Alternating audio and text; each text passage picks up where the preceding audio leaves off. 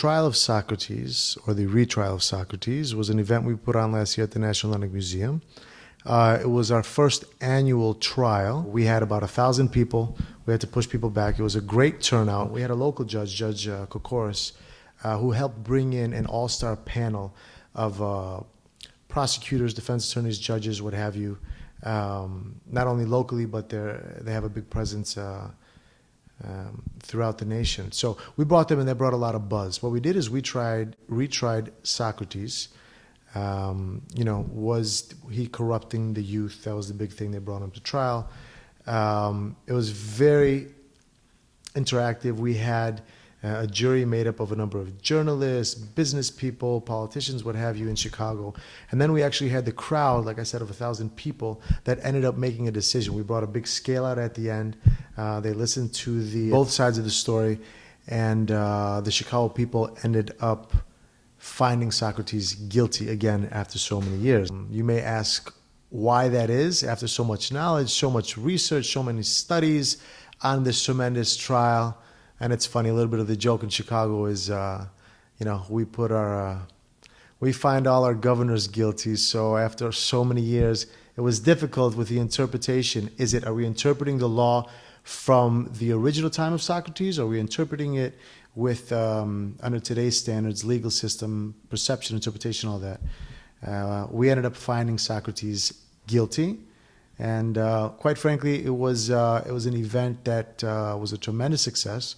So we look forward to doing it every year. The next one we're doing is the trial of Orestes. Now, the trial of Orestes is not, let's say, as known, the trial. I'll give you a little bit of background on it.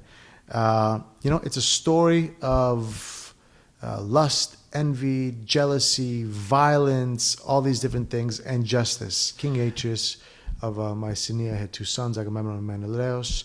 They married two sisters who were the daughters of the king of Sparta.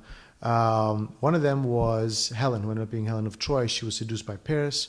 So Agamemnon, in order to avenge what happened to his brother, ended up getting all the fleets, the kings, what have you, and trying to sail out to Troy.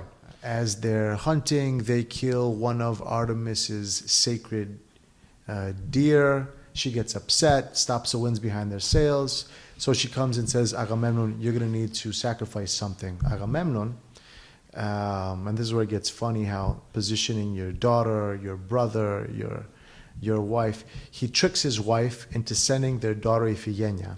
And he actually sacrifices his own daughter Iphigenia so they could get wind behind the sails. They go to Troy, they fight for 10 years. After they come back from 10 years, Agamemnon had taken lover Cassandra, princess of Troy. As they come back, Clytemnestra, his wife, is so enraged that he sacrificed and tricked her in sacrificing the daughter of Iphigenia that he kills Agamemnon and Cassandra. Orestes, which the trial is based on, which is their son, is so upset he wants to avenge his father's death, so he ends up committing matricide and killing his own mother.